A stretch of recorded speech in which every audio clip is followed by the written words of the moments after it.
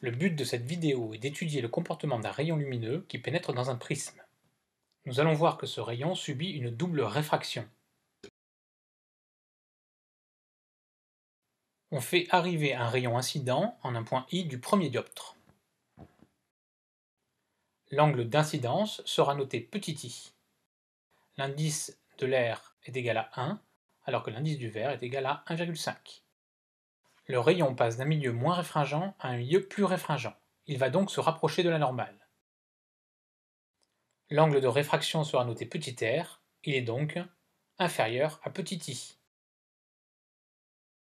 Le rayon arrive maintenant sur un deuxième dioptre, le dioptre vert R, donc on passe d'un milieu plus réfringent à un milieu moins réfringent. Donc par rapport à la normale, si on note l'angle R', l'angle d'incidence sur ce deuxième dioptre, l'angle de réfraction va être noté I' et il sera plus grand que l'angle R'.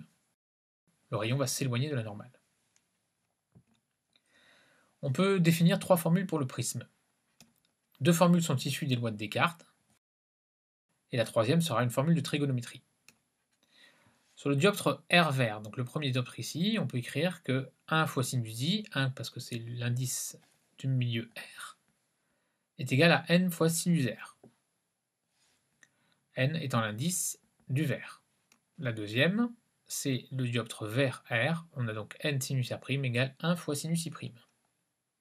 Et enfin, au niveau trigonométrique, nous allons travailler dans ce triangle ici défini par le haut du prisme et puis le rayon à l'intérieur du prisme. On a A plus cet angle ici c'est pi sur 2 moins r, plus cet angle ici qui est égal à pi sur 2 moins r', le tout fait pi, puisque la somme des angles dans un triangle fait pi. Ça nous conduit à A égale r plus r', la troisième relation du prisme. À présent, voyons à quelles conditions un rayon entrant dans le prisme peut en sortir. Ce rayon ne ressort pas nécessairement du prisme, puisqu'au niveau du deuxième dioptre, passage d'un milieu plus réfringent à un milieu moins réfringent, il y a possibilité de réflexion totale. Pour qu'il n'y ait pas réflexion totale, il faut que R', qui est égal à A-R, d'après la relation qu'on a vue précédemment, doit être inférieur à arcsinus de 1 sur n. Ça, c'est la condition limite, puisque la deuxième loi de Descartes, avec une réflexion totale, donc un angle I' qui serait égal à pi sur 2, donne n sinus R' limite égale sinus pi sur 2. Du coup, on a R qui doit être supérieur à A moins arcsinus 1 sur n. Et enfin, en utilisant la deuxième loi de Descartes relative au premier dioptre, on a I doit être supérieur à arcsinus de n sinus A moins arcsinus 1 sur n.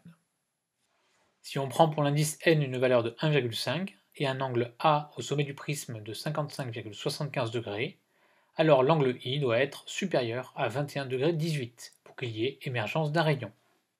Calculons maintenant la déviation d'un rayon qui entre dans le prisme et qui émerge de celui-ci. Dans un premier temps, le rayon donc subit une première déviation au premier dioptre. Il devait prendre cette direction, en pointillé, et finalement, il va dans cette direction. Donc la déviation D1 est ici. Si on regarde au niveau de nos angles I et R, on retrouve l'angle I ici. Donc la déviation D1, en fait, elle est égale à I moins R. La deuxième déviation, le rayon donc devrait aller dans cette direction, mais il est réfracté. Donc cette fois-ci, D2 est ici. Et de la même manière, on voit que D2 c'est égal à I' moins R'. Et enfin, la déviation de D sera la somme des déviations de D1 plus D2. Donc D1 égale I moins R, D2 égale I' moins R'. Et ainsi, la déviation s'écrit I moins R plus I' moins R', ce qui fait I plus I' moins A, puisque R plus R' est égal à A. On peut exprimer la fonction D égale f de I, la déviation en fonction de l'angle d'incidence. Pour cela, on va encore utiliser les lois de Descartes. Donc les trois formules du prisme nous permettent d'exprimer I' en fonction de I. Alors qu'est-ce que ça donne? N sinus R' égale 1 sinus I', ça c'est la loi de Descartes relative au deuxième dioptre, donne I' égale arcsinus N sinus R'. Et maintenant on va exprimer R' avec l'aide de la relation trigonométrique, ça fait A moins R, et enfin R À l'aide de la loi de Descartes relative au premier dioptre, on va obtenir R égale arc sinus I sur n, ce qui donne cette fonction ici. On voit que donc la déviation ne dépend plus que de I si n et a sont fixés. On peut tracer cette fonction d égale f de i. Voici ce qu'on obtient pour un angle de 55,75 degrés et un indice de 1,5. Alors on voit ici que on a la forme d'une cuvette avec l'existence d'un minimum de déviation. On voit que pour une déviation, on a deux angles possibles, I et I'. En fait, ceci est dû au phénomène de retour inverse de la lumière.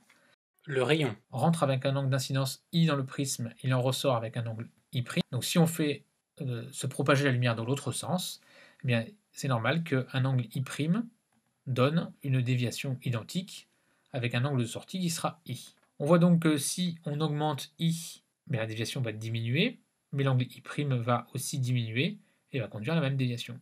Et l'endroit où I sera égal à I' correspondra à la déviation minimale. Donc, si D égale à dm, alors I égale à I'. Donc R est égal à R', puisque les deux lois de Descartes, au niveau des dioptres, vont être identiques. Ainsi, on peut écrire que D qui était égal à I plus I' moins A, c'est égal maintenant à 2I moins A. Ça donne I égale à dm plus A sur 2. On a aussi R égale A sur 2, puisque A égale R plus R' et R est égal à R'. Donc tout ceci devient, au niveau de la loi de Descartes, sinus I égale n sinus R, qui donne sinus de dm plus A sur 2 égale n sinus A sur 2. Et bien à partir de cette relation, on a dm égale 2 arc sinus n sinus A sur 2 moins A. Généralement, on utilise la mesure de la déviation minimale mesurée avec un goniomètre pour obtenir la valeur de l'indice du prisme. Il faut pour cela que A soit connu.